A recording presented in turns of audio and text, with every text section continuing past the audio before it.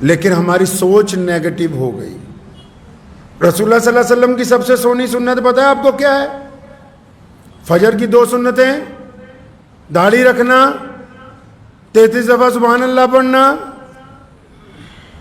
بہت ساری سنتیں یاد ہوگی، لیکن سب سے پیاری سنت یہ ہے، سونے محمد صلی اللہ علیہ وسلم چاہتے ہیں کہ میری امت کے لوگ پازیٹیو سوچیں، اچھا سوچیں، مثبت سوچیں، ٹھیک طریقے سے سوچیں. کسی کو اچھے کو دیکھ کے یہ نہ سمجھے کہ یہ زناکار ہوگا، کسی بڑے آدمی کو دیکھ کے یہ نہ سمجھے یہ مکار ہوگا، اپنے کسی بھائی کو ترقی دیکھتے ہو یہ نہ سوچو کہ یہ بے ایمانی کر رہا ہوگا. آپ کو دوسرے کے دل کا حال کیا پتہ ہو سکتا ہے؟ آپ نے تو خود اپنے پاس سے طے کر لیا کہ نہیں جی یہ تو بے ایمان ہے. اللہ کے نبی نے منع فرمایا، کہیں صلی اللہ علیہ وسلم، صلی اللہ نبی علیہ السلام نے منع فرمایا، اپنے پاس سے اندازے نہ لگائیں. رمضان میں اس عادت کی بڑی ضرورت ہے. آپ خود ہی اندازہ، نماز پڑھ رہے ہیں، کوئی آیا قریب میں، اچھا یہ کیسے آ گیا آج؟ اللہ کے بندے اپنی ہو رہی ہے یا نہیں ہو رہی؟ دوسروں پہ جج نہیں لگا دیا اسلام نے، کسی کو کسی پہ اجارہ داری نہیں دی. صرف رسول اللہ کے وارثوں کو، کن کو؟ علماء کو. اور ان کو بھی یہ ٹھیکہ نہیں دے دیا کہ جس کو مرضی پکڑ کے کہیں تو نے یہ نہیں کیا. ان کے لیے بھی یہ جگہ بنائی مسجد میں ممبر رسول، اور حکم ہوا کہ جمعے والے دن بتاؤ مسلمانوں کو کیا اچھا ہے کیا برا ہے. یہ نہیں کہ تم کسی ایک کو پکڑ کے سرے بازار اس کی بے عزتی کرتے پھرو. اسلام نے کسی کو کسی کے اوپر جج نہیں لگایا کہ تم دوسروں کے لیے فتوے تلاش کرتے پھرو. اپنی ہندی کوئی نہیں، دوجیاں دی فکر کری جاتے. اپنا سجدہ ٹھیک ہو رہا ہے کہ نہیں ہو رہا یہ پتہ ہی نہیں. شیخ فرید رحمۃ اللہ علیہ فرماتے ہیں میں چھوٹا تھا نا، ایک جگہ سفر میں گئے، اور میرے جو والد کے ساتھی تھے، میرے ابو نے صبح تہجد میں اٹھایا، نماز پڑھی، میں بھی پڑھی. تو فرماتے ہیں میں اپنے ابو نے کیا کہ بابا جی یہ باقی لوگ تو تہجد اٹھے نہیں. جب میں شکوہ کیتا تو فرمان لگے کہ جی تم ہی نہ اٹھتا تو چنگا سی. مطلب جب تو دوسروں کے بارے یہ خیال آ رہا ہے تم بھی نہ اٹھتے تو اچھی بات تھی. ہم دوسروں کے اوپر مسلط نہیں ہیں. اللہ تعالیٰ نے دستور طے کیا ہے. اگر کوئی مانگنے والا آ جائے کیا کہتے ہیں آپ لوگ؟ کیا کہتے ہیں عام لوگ؟ ہٹھا کٹا ہے، بڑھیا ہے، تیرے ہاتھ پیر ٹوٹ گئے تو کیوں مانگنے آیا؟ رسول اللہ کیا کہتے ہیں؟ فرمایا اگر کوئی گھوڑے پر بیٹھ کے بھی مانگنے آ جائے، گھوڑا تو پرانے دور میں مرسڈیز کا درجہ رکھتا ہے، یہ بھی دینا اس کو فرض ہے. فرمایا کہ اگر کوئی گھوڑے پہ مانگنے آ جائے بیٹھ کے، فرمایا اس کو بھی دے دو. جب اس نے ہاتھ پھیلا ہی دیا، جب مانگنے آ ہی گیا، اور محمد الرسول اللہ کا محمد الرسول اللہ صلی اللہ علیہ وسلم نے اپنی عائشہ رضی اللہ عنہ کو فرمایا کہ عائشہ اگر میں گھر پہ نہ ہوں اور کوئی مانگنے آ جائے تو خالی نہیں لوٹانا ہے. میرے دادا حضرت مولانا مفتی محمد احمد لدھیانوی رحمۃ اللہ علیہ مفتی اعظم پنجاب فرمایا کرتے تھے، میں نے اپنے والد صاحب رحمۃ اللہ علیہ شیخ اسلام مولانا حبیب الرحمن لدھیانوی رحمۃ اللہ علیہ کو ساری زندگی دیکھا. کئی لوگ بار بار آتے تھے، اگر کسی نے کہہ دینا حضرت بار بار آتا ہے تو ایک کوئی گال فرمایا یہ خدا کا شکر نہیں کہ اللہ تعالیٰ نے ہم سب کو دینے والوں میں رکھا ہے لینے والوں میں. اللہ نے کہاں رکھا ہے جی؟ دینے والوں میں رکھا ہے، لینے والوں میں نہیں رکھا. خدا کا شکر ادا کریں. رمضان میں اور ویسے بھی ساری دنیا میں مسلمان سب سے زیادہ بانٹتے ہیں. رمضان میں پہلے اس بات کو دیکھ لیں کیا ہمارا پڑوسی تو نہیں بھوکا، چاہے پڑوسی کا مذہب کوئی بھی ہو. پڑوسی کا مذہب نہیں دیکھا جاتا، ذات برادری نہیں دیکھی جاتی. اگر پڑوسی غریب ہے، آپ مالدار ہیں، آپ بہترین چیزوں سے روزہ کھولتے ہیں، تو اس روزے کی افطار سے پہلے ضروری ہے کہ اس پڑوسی کے گھر میں کھانا بھجوایا جائے.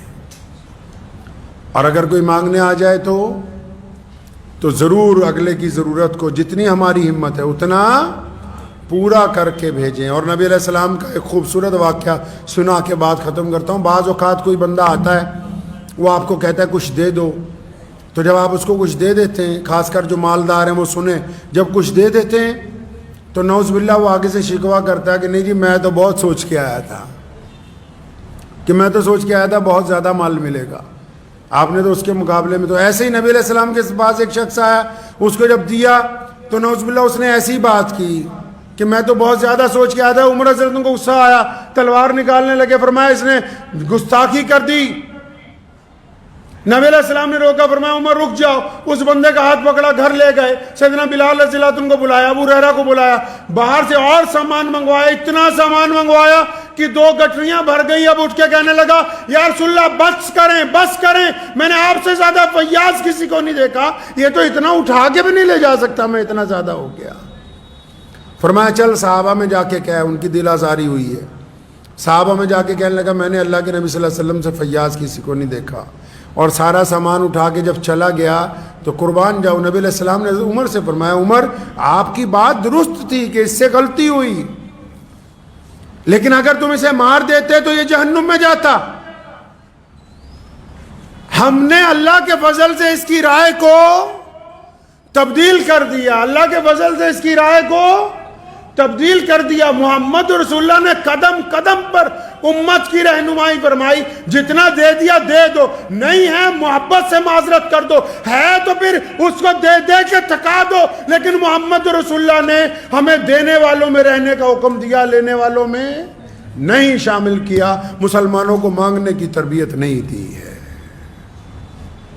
لیکن اس کے ساتھ ساتھ اگر کوئی کسی مسجد کے لیے, مدرسے کے لیے آ جائے, کسی بھی جگہ سے آئے, چاہے پنجاب سے کوئی باہر جا رہا ہو یا کوئی پنجاب میں آ رہا ہو, اگر تو اپنی ذات کے لیے مانگ رہا ہے کوئی سوال نہیں.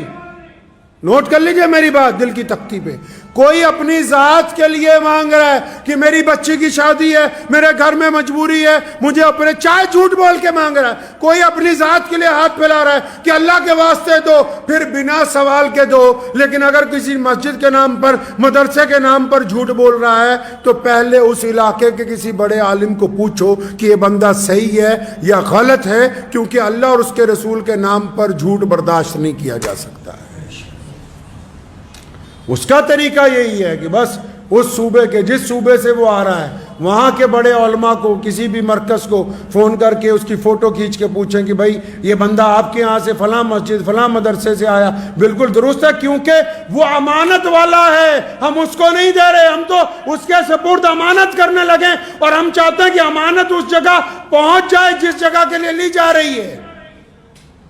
لیکن اگر وہ اپنی ذات کے لیے, اکثر میں کئی لوگ جب جھوٹا چندہ کرتے ہوئے پکڑے گئے, کئی مدرسے والے, مسجد والے, تو میں نے ان سے گزارش کی, میں کہا اگر تو صرف اپنے لیے مانگتا تو تیرے سے پوچھ تاچھ نہ ہوتی, اپنے لیے اگر صرف مانگتا پھر نہ پوچھ تاچھ ہوتی, پھر تو ہم کہتے کہ چلو درست ہے. تو اپنے ذہن کو پازیٹیو رکھنا ہے. کیا رکھنا ہے جی؟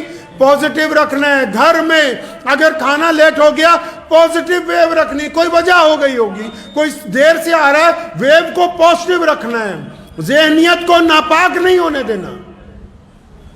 کوئی سفیر آ رہا ہے, کوئی بزرگ آ رہا ہے, تو یہ ذہن میں رکھنا ہے کہ اللہ کے دین کے لیے نکلیں. کون آتا ہے کسی کے لیے مانگنے کے لیے؟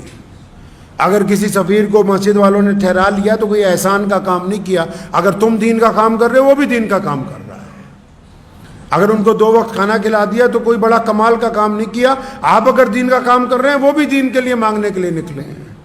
بے ایمانوں کو پکڑنا ایک الگ بات ہے, لیکن اچھے لوگوں کی حوصلہ افزائی کرنی ہمارا کام ہے. محمد رسول اللہ کی سنت ہے کہ جب بھی کسی نے نیکی کے لیے قدم بڑھایا, محمد رسول اللہ نے اسے شاباش دی ہے, ہمت افزائی کی ہے نیک لوگوں کی, نیک لوگوں کو دلاسا دیا ہے. قرآن نے بھی دلاسا دیا نیکوکاروں کو بھی, اور اللہ نے, رسول اللہ نے تو گنہگاروں کو بھی دلاسا کیا کہ ما غرک بربک الکریم, کہ آؤ میرے بندو, ڈرتے کیوں, آؤ تو صحیح میری طرف, میں تمہارا کریم رب تمہیں معاف کرنے کے لیے تیار ہوں. حرام کام سے دور رہنا ہے, ماں باپ کی نافرمانی سے بچنا ہے, بھائیوں کی غیبت سے بچنا ہے, شریکت داروں کی غیبت سے. وہ چاہے جو مرضی کرتے رہیں, جو مرضی کر لیں آپ کے مخالف, آپ کی نیت پاک ہونی چاہیے. آپ ان کے لیے دعا کرتے رہیں, اپنے لیے دعا کرتے رہیں, آپ کو اس سے کوئی لینا دینا نہیں. میرے والد صاحب رحمۃ اللہ علیہ فرمایا کرتے تھے, اگر کسی نے کہنا فلاں آدمی غلط ہے, بڑی خوبصورت بات کہتے تھے, تم نے اور ہم نے اسلام کے لیے کیا کیا یہ بتاؤ بس. ان باتوں کو چھوڑو، کون کیا کرتا ہے کون کیا نہیں کرتا. تم نے سماج کے لیے کیا کیا؟ تم نے ملک کے لیے، تم نے اپنے دین کے لیے کیا کبھی کسی روتے کو ہنسایا ہے؟ کیا کبھی کسی غمزدہ کو خوش کیا ہے؟ کیا کبھی کسی غریب کے منہ میں لقمہ ڈالا ہے؟ کیا کبھی کسی ننگے کو کپڑے پہنائے؟ کیا کبھی ظالم کو ظالم کہا ہے؟ اگر تو تم نے اپنی ذات سے کچھ کیا ہے تو اللہ کا شکر ادا کرو. دوسروں پر نکتہ چینی کرنے سے گاڑی چلنے والی ہے نہیں ہے. دعا کیجئے اللہ تعالیٰ مجھے بھی آپ سب کو بھی ان باتوں پہ عمل کی توفیق عطا فرمائے. وآخر دعوانا ان الحمدللہ رب العالمین.